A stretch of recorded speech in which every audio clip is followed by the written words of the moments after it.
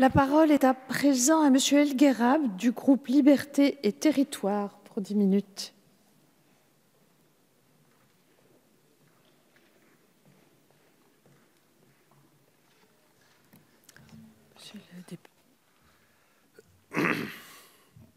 Merci Madame la Présidente. Entre 2 et 3 millions, c'est à peu près le nombre de Français qui ont fait le choix de vivre à l'étranger. 3 millions de nos concitoyens qui se sont lancés dans l'expérience de l'expatriation. Pour ces 3 millions de Français, ce choix de vie ne doit pas être un frein supplémentaire à leur accès aux soins et à la solidarité nationale. Nous nous devons donc de faire en sorte que cet accès leur soit garanti dans les meilleures conditions possibles. Dans la mesure où l'offre de soins des pays étrangers n'est pas de notre ressort, le seul levier dont nous disposons, c'est de nous assurer que nos expatriés puissent se prémunir contre les risques, ceux de la maladie, des accidents ou de la vieillesse. Partir vivre ailleurs, dans un pays parfois inconnu, est déjà une aventure qui peut se révéler source de difficultés.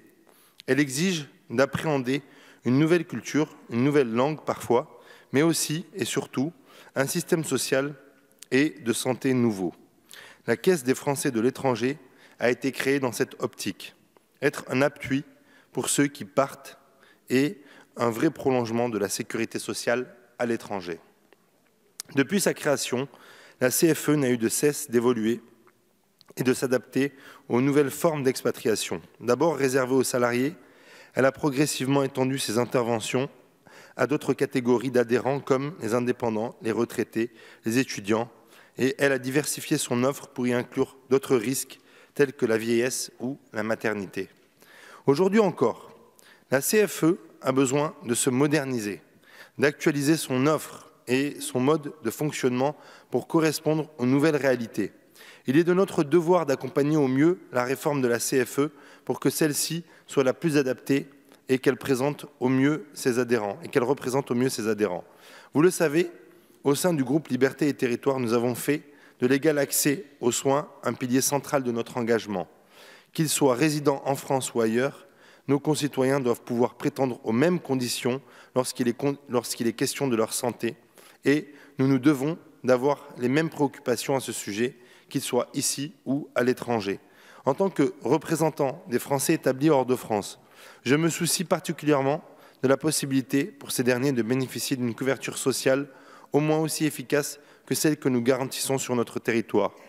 D'autant plus que, comme vous le savez, lors du dernier PLFSS, nous avons, pour nous conformer au droit européen, annulé le paiement de la CSG et de la CRDS pour les Français de l'étranger qui vivent au sein de l'Union européenne. Nous en avons parlé avec Madame le rapporteur, Madame Genté, laissant ainsi les Français de l'étranger résidant hors de l'Union dans une forme d'inégalité flagrante.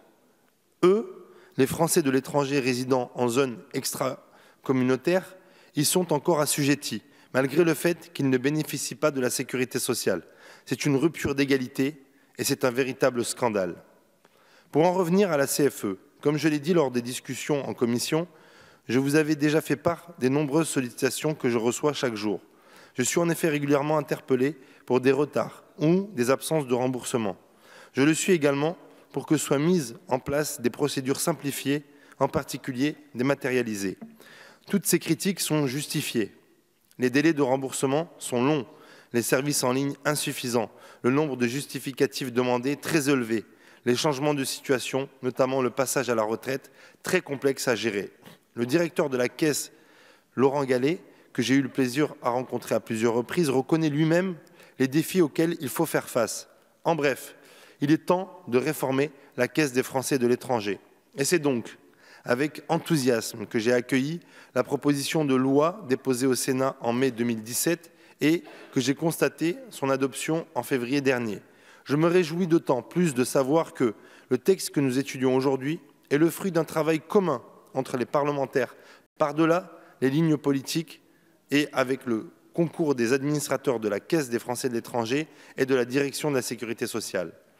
L'expatriation a changé de visage et il est nécessaire aujourd'hui que ces évolutions soient prises en compte.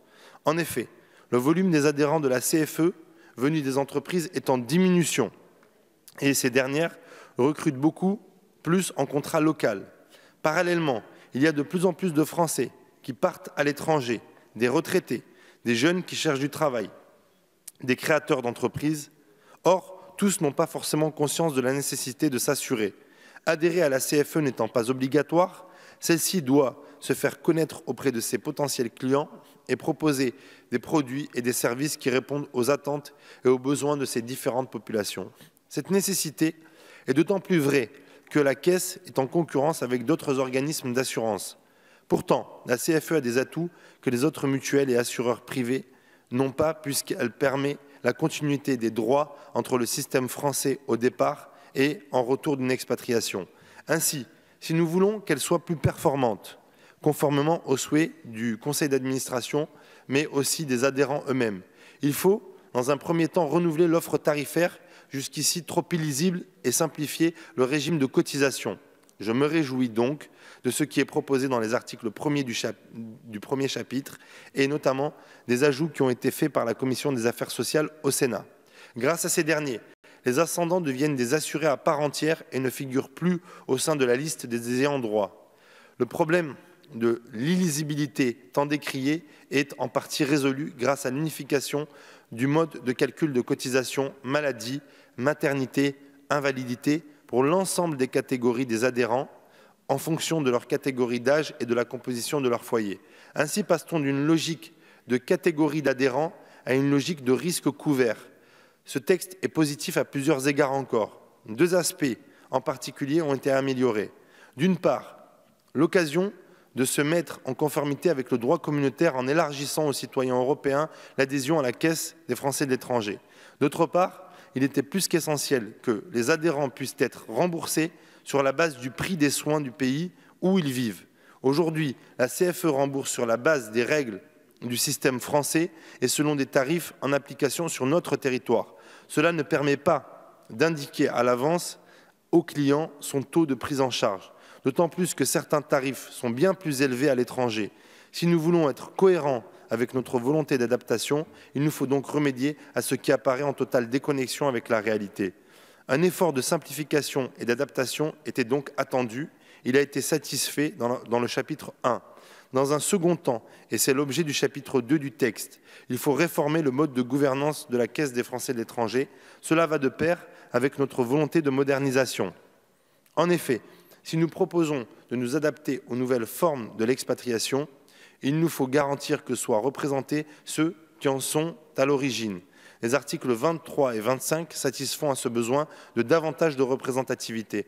La parité est introduite dans la constitution des listes de candidature aux élections des représentants des assurés.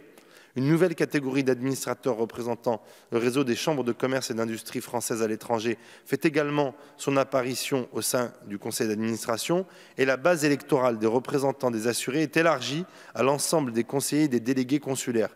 Nous ne pouvons que saluer ces initiatives qui, une fois encore, vont dans le sens d'une plus grande adaptation aux réalités que vivent les assurés.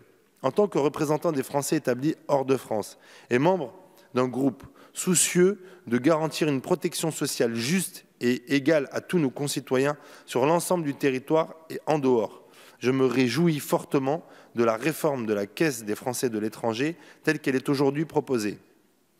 Elle satisfait les désirs exprimés de modernisation et de simplification et nous permet d'accompagner au mieux nos concitoyens pour que l'expérience de l'expatriation soit la plus belle possible.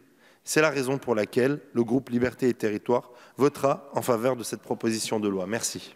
Merci, monsieur le député.